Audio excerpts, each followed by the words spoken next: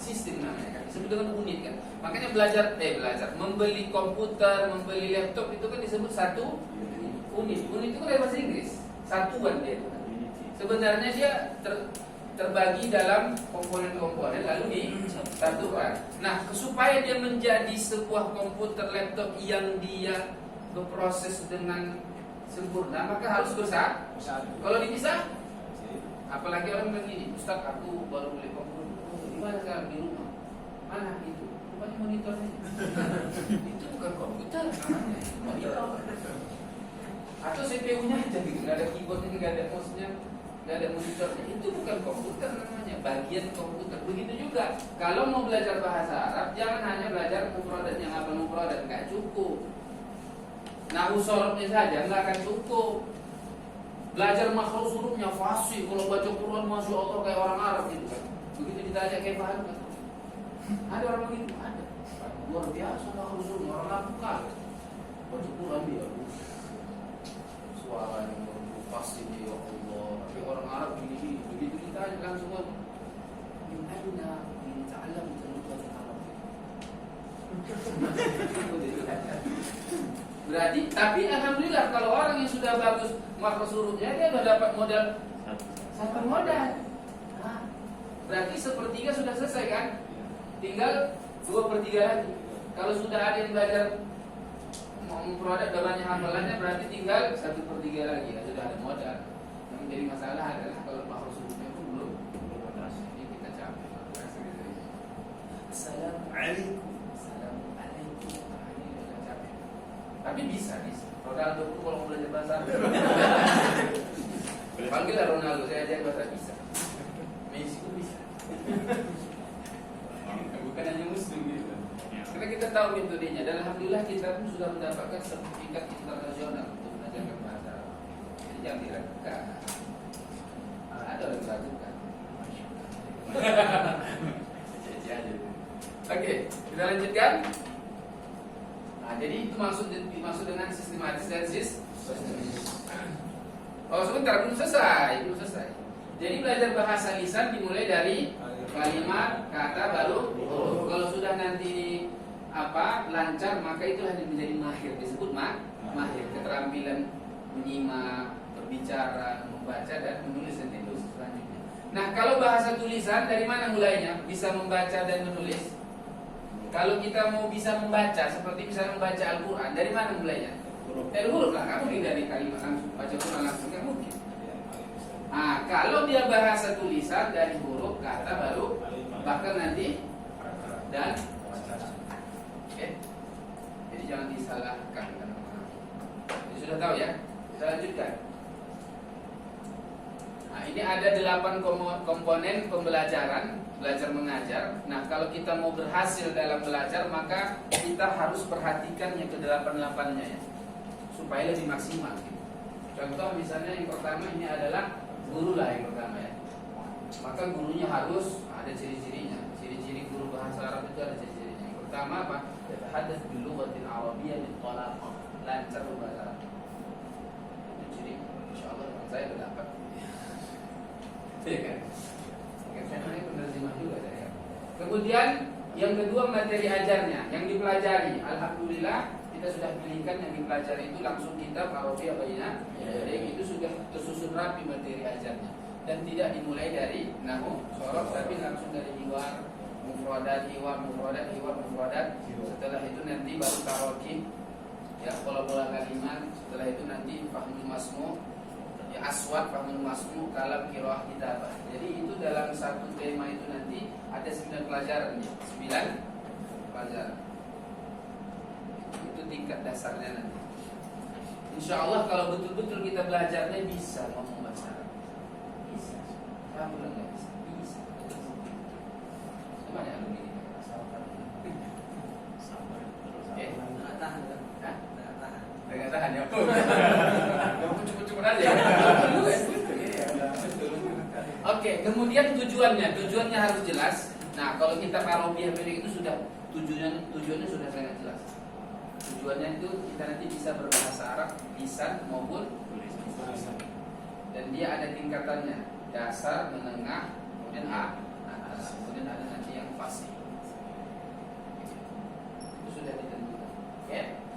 Kemudian metodenya dan tekniknya. Metodenya yang kita pakai adalah thariqah mubasyirah ya.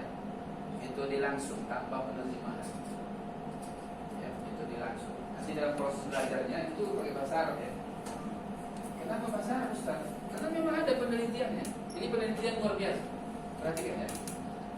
Ini ada si A, ini si B. Si A, dia belajar bahasa Arab. Dalam proses belajar bahasa Arab ini dia tidak, gurunya tidak mengajarkan bahasa Arab, tapi pakai bahasa daerah. Selama berapa tahun? 6 tahun. Datang ke pesantren mau belajar bahasa Arab, tapi dalam proses belajarnya tidak menggunakan tapi bahasa daerah. Bahkan sampai di asramanya pun bahasa daerah. Setelah 6 tahun, apa yang terjadi? Dia lebih jago bahasa daerah. Itulah seperti Mustafawiyah yang dari Malaysia datang, Singapura, dari Thailand, bukan Indonesia. Dulu masa-masa jaya itu terkenal dengan bahasa Arabnya dalam kurung nahu. Jago sampai Mustafawiyah semua. Tapi itu tadi yang dari Malaysia, Singapura, Thailand datang ke sana belajar, tapi karena dia serama pondok-pondok beritanya itu itu pakai bahasa Mandarin kan. Nanti di kelas pun gurunya pakai bahasa. Nah setelah 6 tahun lebih jago bahasa Mandarin. Ada saya temukan itu satu dari Malaysia, Profesor Dr. siapa waktu itu diusut. Dia jago bahasa Mandarin. Saya tanya, kok jago antum pakai bahasa Mandarin? Ya, karena saya belajar di sana. Itulah guru saya itu. Gurunya kan. Iya. Tapi Nausorok jago untuk baca kitab kuning luar biasa. Tapi itu tadi untuk bahasa lisannya nggak dapat. Jadi bagus bahasa daerah. Padahal dari luar negeri ya. Oke, kemudian ada si B. Dia tidak belajar bahasa Arab. Dia hanya belajar mesin. Belajar mesin, teknik mesin. Dia belajar teknik mesin. Iya, pergi belajar teknik mesin.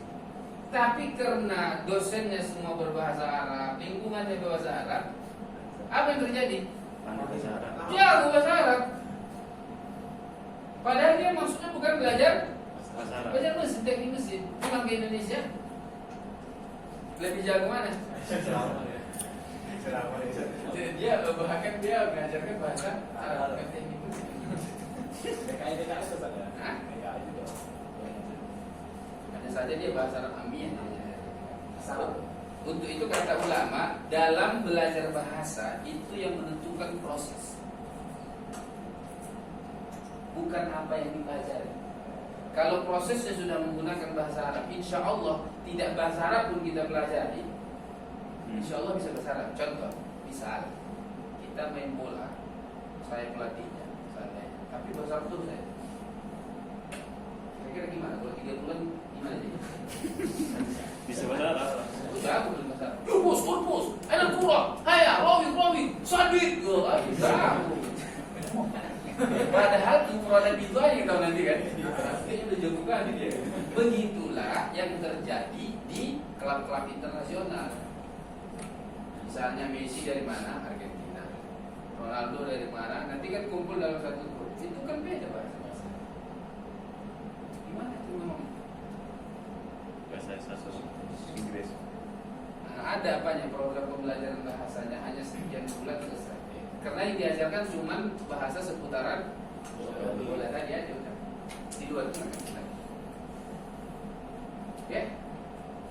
Jadi sudah ketahuan ya dari mana mulainya. Nah, jadi di sini tadi metodenya metode langsung insya Allah.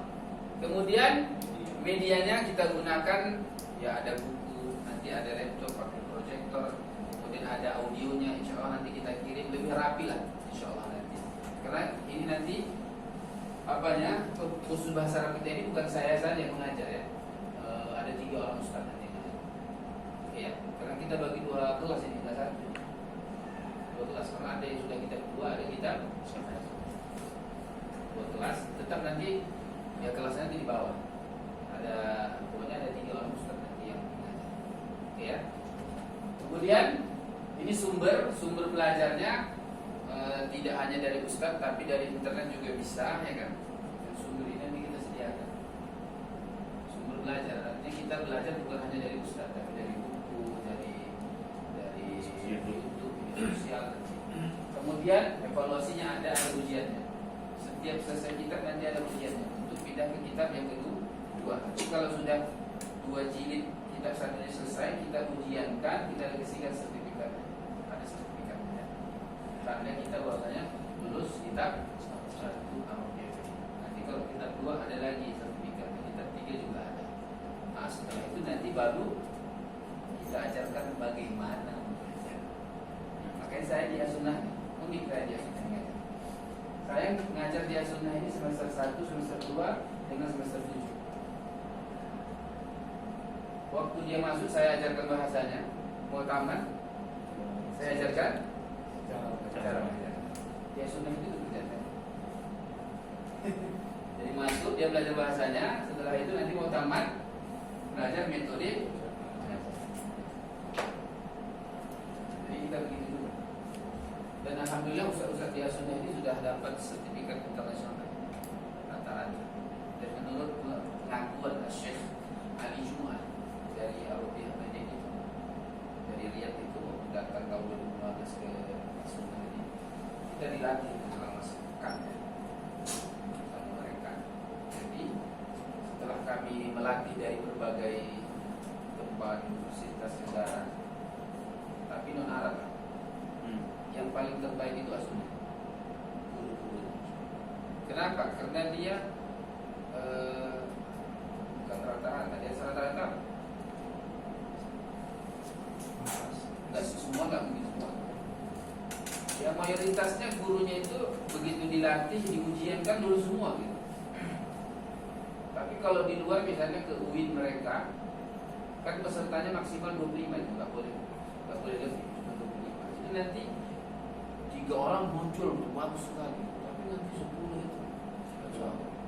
Kalau dia As-Sunnah enggak ada, di atas standar dia semua selesai. Karena mendapat bahasa dan ilmunya, karena sudah pengalaman mengajar. Oke, kita lanjutkan.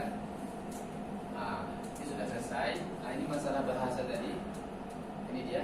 Nah, ini dia. Saya tulis tadi di situ. Ya, perhatikan ini. Itu ada pintunya. Nah, jadi inilah bahasa. Bahasa apapun itu, semua bahasa. Inilah dia komponen pembentuknya. Modalnya ini. Ya, aswad, bunyi bahasa itu huruf-huruf tadi itu. Kemudian mufradat, kosakata, kemudian tarofi, pola kalimat. Nah, kalau ini sudah dikuasai, insya Allah nanti ada maharatul istima', maharatul kalam, maharatul qiraah, maharatul kitabah. Ini bahasa lisan, ini bahasa tulisan. Nah, maksudnya dari mana mulai? Dari hiwar. Jadi berapa jumlahnya?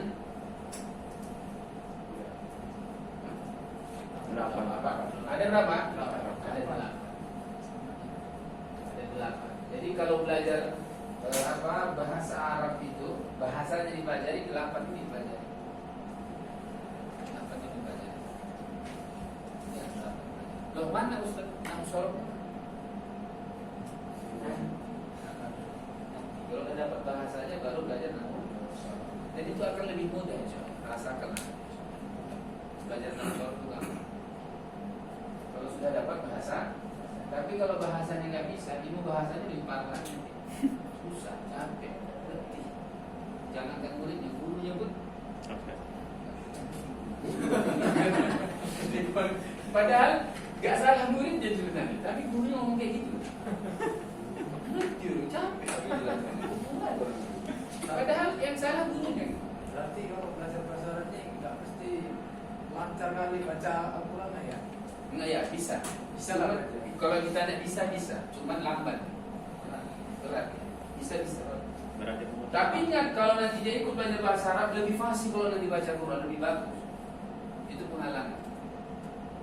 Ya, pengalaman gitu. Jadi yang tak bisa baca Quran itu bisa mulai karena nanti ada dia huruf-hurufnya, cuman agak lama itu saja.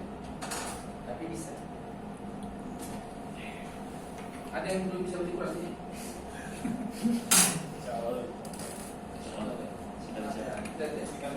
Hari pertama kita tes baca Quran, pasti nggak baca Quran. Perlu dites kalau salah ya. Langsung aja lah nanti belajar. Pokoknya langsung belajar. Nah ini dia percakapan inilah hiwar, dialog conversation, ya, ngomong-ngomong, ya tanya jawab, inilah pintu masuknya dari sini. Itu nanti pelajaran pertama kita hiwar dalam bentuk perkenalan. Hiwar 1 mufradat, hiwar 2 mufradat, hiwar 3 mufradat. Setelah itu baru mufradat. Mufradat yang tidak ada dalam hiwar, yang mufradat tambahan yang wajib dihafal. Setelah itu nanti baru belajar pola kalimat. Pola kalimat itu maksudnya kita belajar bagaimana menyusun kalimat dari mufradat yang sudah kita pelajari. Jadi langsung nih, tanpa teori. Bisa Ustaz ya? Bisa. Sama kita dulu belajar bahasa Indonesia sama orang tua. Itu kan belajar bagaimana buat kalimat sama orang tua. Apa pakai teori? Apa diajarkan? Subjek, predikat, objek, nggak ada kan? Mana kata kerja, mana kata benda, mana kata sifat. Ini kata kerja transitif, ini intransitif, ini kata keterangan tempat, waktu. Mana ada? Langsung to the point aja. Begitulah belajar bahasa. Pola kalimatnya, bukan nahu sorot. Kalau sudah bisa baru nanti nahu sorot. Baru nanti belajar aswat, bunyi-bunyi. Nanti kita belajar bagaimana mengucapkan ha, bagaimana membedakan ha dengan ha, bagaimana bunyikan a, ain dengan hamzah. Itu harus fasih. Oke? Kemudian nanti kita baru belajar istima. Nanti kita istima kepada mufradat, ada gambarnya, apa artinya, disesuaikan. Jadi nanti istima yang pertama itu bukan huruf lah, nggak mungkin, kata kan. Ada nanti gambar, saya sebutkan katanya, apa artinya, dipilih aja. Belum. Oh paham, berarti sudah telinga Arab. Ya kan? Baru nanti kalimat. Jadi bukan kata lagi, sebuah kalimat. Nanti ada pertanyaan. Kira bisa jawab nggak? Nanti kalau sudah tinggi, paragraf, saya bacakan panjang teksnya. Ada pertanyaannya, paham nggak? Nah, bahkan nanti sebuah wacana, bukan satu paragraf lagi. Bahkan mungkin nanti satu halaman itu saya bacakan satu halaman. Itu kitab berapa? Kitab 2. Kitab 2 udah begitu, satu halaman saya bacakan. Buku ditutup, Aglikun Kutub, saya bacakan satu halaman. Nah, jawab pertanyaan. Sudah ke situ dia nanti. Dan temanya masih mudah, tema yang kita pahami. Insya Allah bisa dijawab karena kita paham, dalam bahasa Indonesia pun paham. Tapi nanti kalau sudah tingkat atas, itu sampai tema yang mungkin kita tak paham, itu yang dipelajari. Misalnya tentang politik, tentang energi. Jangankan bahasa Arab, saya nggak ngerti. Iya kan? Betul kan? Nah, dan itu kan juga penuntutan itu kalau sudah dia mahir begitu. Jadi dia semua tema itu dia kuasai. Itu kalau sudah dia fasih dia tahu. Semua bidang bisa. Oke. Nah, kemudian apa tadi? Itu istimak, baru kalam. Nah, nanti ada saatnya pelajaran kalam. Disuruh ngomong satu-satu. Suruh ngomong, nggak boleh diam. Makanya tanda kelas bahasa itu harus itu. Harus koak-koak, nggak boleh diam-diaman. Bukan belajar matematika yang banyak berpikir. Ada yang demikian kok. Aku lagi konsentrasi, nggak bisa jawabnya. Tapi kalau belajar bahasa, nggak boleh diam. Harus apa? Ngomong. Harus dia berani, nggak boleh takut. Jangan takut salah, nggak boleh. Kalau sudah takut salah, itu susah. Jangan takut salah, nggak apa-apa. Nanti lama-lama kan bisa. Enggak saya marahi juga sih. Tapi kalau belajar nahwu shoroh, pengalaman orang-orang yang belajar bahasa Arab dari nahwu shoroh takut ngomong. Karena dia sudah diajarkan benar salah, benar salah, benar salah. Jadi begitu ngomong. Tapi kalau dari hiwar ngomong aja salah bantai terus. Enggak apa-apa, salah fatol. Udah bantai terus. Gitu. Nanti baru diperbaiki. Apanya diperbaiki? Misalnya bunyinya bukan begitu. Ya, panjang pendeknya bukan begitu. Kalimatnya bukan begitu, katanya bukan begitu. Dalam proses. Oke? Baru setelah itu membaca. Ada nanti saatnya membaca. Yang pertama dibaca adalah kata dulu, mufradat. Kemudian kalimat, baru paragraf dan wacana. Kalau kata itu hanya sebatas membaca benar. Tapi kalau kalimat bukan hanya membaca benar, tapi paham. Paragraf apalagi, wacana apalagi. Nah, kalau kitab 2 sudah kemana larinya? Sudah ke paragraf dan wacana. Kitab 1 di penghujung-penghujungnya ada paragraf. Enam. Ya, aku insya Allah. Jauh. Selain itu apa kali? Oke. Setelah itu kita apa? Menulis. Ada menulisnya. Kalau menulis dari mana? Mulainya. Pakai huruf lah. Nanti nulis huruf dulu. Kalau nulis kalimat, ya ampun lagi. Huruf belum selesai udah langsung kalimat. Jadi huruf dulu. Nanti nulis huruf alif, ba. Ya kayak anak TK betul lah. Tapi awal-awal nulis alif, ba, ta, ta, jim. Baru nanti menulis kata. Baru menulis kalimat. Baru menulis. Nah, kalau menulis paragraf ini pada kitab 2. Kitab 2. Paragraf. Dan sudah mulai baca tadi. Nah. Oke. Oke, selesai. Ini sudah tengah 6, masih ada waktu kita. Nah, ini yang kita akan berikan ini tips-tips sukses atau kiat-kiat sukses belajar bahasa Arab. Yang pertama apa? Akhlis niyataka lillahi ta'ala. Mohon untuk mengikhlaskan niat karena Allah Ta'ala. Jadi datang kemari ini bukan tuntutan apa-apa, yang paling penting itu adalah tuntutan dari agama kita, memang itu kewajiban, maka niatkan ikhlas. Kenapa harus ikhlas? Karena belajar bahasa Arab itu ibadah enggak? Ibadah. Bahkan para ulama mengatakan jangankan belajarnya, at-tahaddus bil arabiyyah minas sunnah. Ngomong bahasa Arab itu hukumnya sunnah, berpahala. Kita berbahasa Arab itu berpahala kata ulama. Karena dia iqtidaan bin Nabi sallallahu alaihi wasallam, mengikuti Rasul, contoh Rasul. Jadi ikhlaskan niat. Kemudian kalau kita sudah ikhlas, insya Allah nanti berbagai macam tantangan cobaan, insya Allah lebih ringan. Kalaupun kita ikhlas niat, insya Allah kalau misalnya kita menyampingkan pekerjaan karena kita belajar bahasa Arab, insya Allah buka nanti rezeki yang lebih dari. Kalau ikhlas, kan ada orang-orang yang sebenarnya nggak bisa dia belajar bahasa Arab Senin Selasa Rabu. Kenapa? Selasa Rabu kami karena kerja atau karena ada ini. Tapi niatkan saja ikhlas karena Allah Taala.